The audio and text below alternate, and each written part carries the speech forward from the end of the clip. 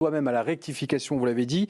Le droit déférencement, c'est qu'on soit plus référencé dans un moteur de recherche. J'ai même vu le droit à l'effacement. Je vois qu'on a peut-être Damien Bancal, auteur du blog zatas.com, très bon blog également, spécialiste en cyber-intelligence. Damien, vous êtes avec nous ? Oui, bonjour. Bonjour Damien, merci beaucoup de nous avoir rejoints. Il nous reste encore près de 3 minutes. Que pensez-vous effectivement de cette campagne du FC Que Choisir ?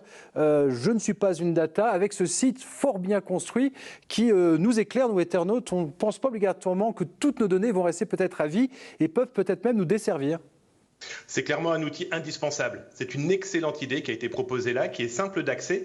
Et ce qui est intéressant, et il faut quand même le rappeler, c'est que l'internaute, vous et moi, qu'on le veuille ou non, on est des feignants avec l'Internet. On veut que ça clique, que ça fonctionne très rapidement. Et je m'inscris sur un site Internet, je ne réfléchis pas véritablement à ce que je fournis officiellement. Voilà, Damien qui met son nom, son prénom, son adresse, son téléphone.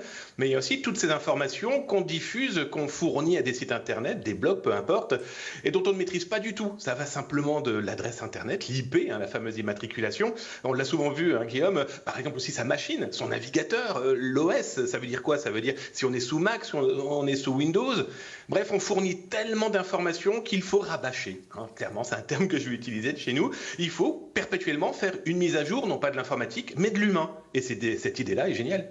Surtout que là, reprendre le contrôle, c'est que ça peut effectivement ou éventuellement même nous desservir. Ça peut être aussi un moyen de pression. Oui, il faut clairement garder le contrôle. Alors c'est très compliqué, je vais être très honnête avec vous, le numérique, l'informatique aujourd'hui, si on n'a pas cette hygiène numérique, ce fameux terme qui a été proposé par l'ANSSI, l'Agence nationale de sécurité des systèmes d'information, si on n'a pas cette hygiène numérique de base, ça va être très compliqué ensuite de vouloir effacer, détruire ou de faire oublier. Je prends juste un exemple très concret, depuis le 1er janvier 2023, donc là on a à peine un mois, on est avec mon blog à plus de 600 millions de données qui ont été volées par des pirates informatiques et diffusées soit sous forme de vente, soit sous forme de dons. Là, je vais être très honnête avec vous, les données qui ont été volées par ces pirates, elles sont totalement immaîtrisables aujourd'hui. Alors par pitié, maîtrisons déjà les informations qu'on a envie de fournir aux différents sites, aux différents forums qu'on peut utiliser. Très bien, écoutez Damien Bancal, merci beaucoup pour ces précisions.